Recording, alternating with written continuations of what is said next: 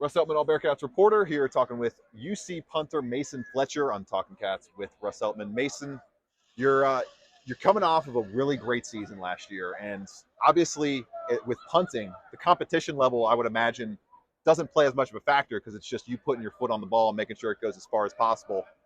What have you kind of tried to hone in on after such a great year, and how have you tried to kind of fine tune some things off of what was largely an All American caliber season? I think just trying to stay consistent in what I do. As you said, not too much changes. You might get some bigger, taller, stronger guys coming at you, which is a little bit of a difference, but it's Yeah. not something that changes what I do. So, yeah, I guess just trying to stay consistent in my process and all that stuff that I've been practicing for years now. You had to make a tackle last week and were crucial in making the stop from that becoming a touchdown on that punt return.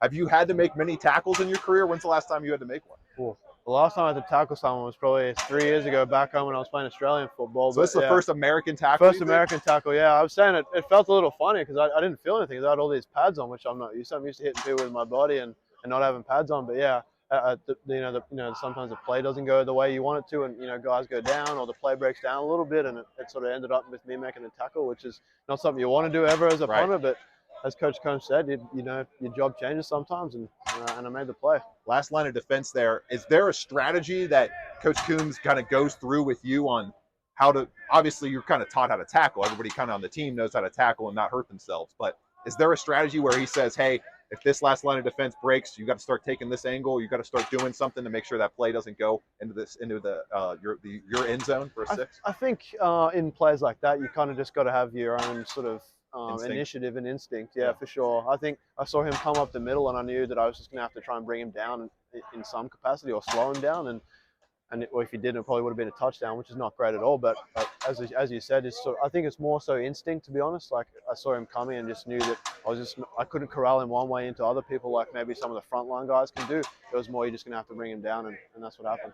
I was seeing on some of the national leaderboard kind of rankings where they have to do a minimum amount of punts per game or something like that. You just aren't qualifying for them because the offense has moved the ball so well. Have you had to adjust kind of your in-game process at all of trying to stay more ready and trying to know that, hey, I might not get as many opportunities this year as I did last year when things weren't necessarily as heavy time of possession wise? For sure. I think our offense this year is a lot more aggressive. Last year we would have just punted straight away, and I think that hasn't happened much this year. But I think going into games last year was probably averaging 6 or 7 punts, and this year I think it's 3.5 or 4. So that has been a little different. Maybe trying to get some rhythm going, but that's punting for you. And if I want to punt in the NFL or if I want to punt at a high level, you just have to get used to stuff like that. So I've been trying to, and I think I've done that. Multiple years now at the college level. I'm sure you're fine tuning and trying to get your foot as powerful and as on point as it can be to keep moving up to that next level of football.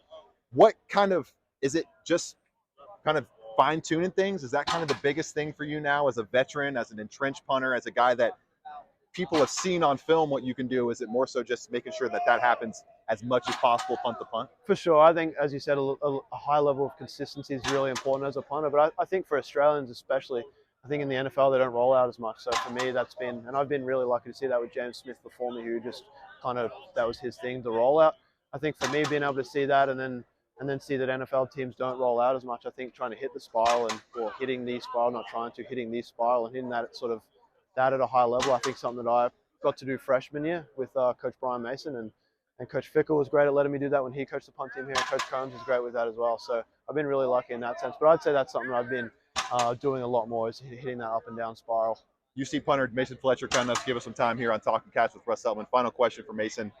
Is there a difference in the way you've grown as a punter since you haven't had a entrenched 3-year relationship with a coach where it's been kind of a different teaching aspect each year? Is there positives and negatives of that? Just walk me through that kind of unique experience of getting a different coach for you individually each year you've been here. Oh, it's a little different for sure. It's hard to sort of get your feet settled, but I think you learn a lot as a human, and you learn how to deal with people that are all very different to each other. I had Coach Brian Mason, Coach Fickle, and then Coach Combs, who are all similar in one sense, but all very different as well. So being able to take coaching from people that are totally different, like Coach Combs is probably one of the crazy ones, and that's why he's so damn good at what he does. And Coach Mason was pretty reserved, and so was Coach Fickle. But could light you up if you needed to, I guess. But yeah, as I said, just taking coaching from 3 different people differently has been a really good learning point for me. It's more so for my character, I think, more Yeah. so than my punting level.